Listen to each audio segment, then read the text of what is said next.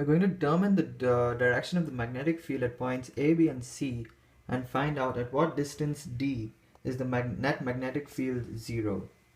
This is problem 3 from test number 2, and this is my take on how to solve it. I've gone ahead, like we have 4 wires in the problem. 1, 2, 3, and 4.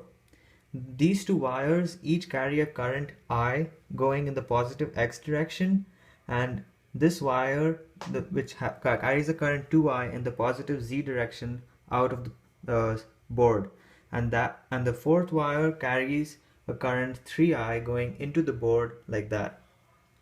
Now, to find out the direction of the magnetic field around a wire, we use the right hand rule. The right hand rule basically says that if the pen is a wire, current carrying wire, and my thumb points in the direction in which the current is traveling, then the direction of the magnetic field is depicted by the fingers that are curling around the wire. So for these 2 wires here, the current is moving in this direction and the magnetic field is pointing out over here and going in over there like that, and it's the same for this wire over here. And for wire carrying current 2I, it's like this, where in this point near point A, it's going towards the negative Y direction, and for the fourth wire near point C, it's also going in the negative Y direction.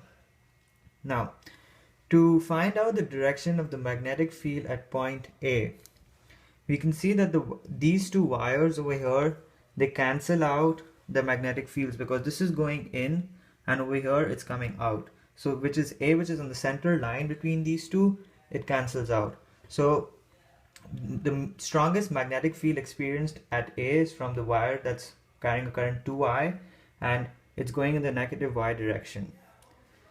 At point B, it's not as simple because it's not in the center, therefore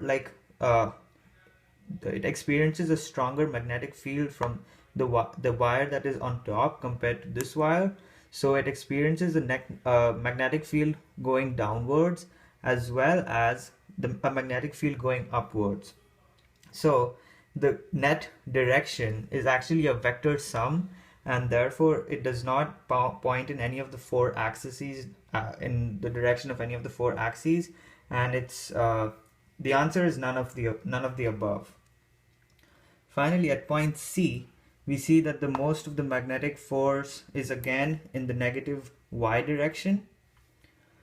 The final part of the problem asks to solve for a distance D from the wire at a distance from the wire 2I, where the net magnetic field is 0.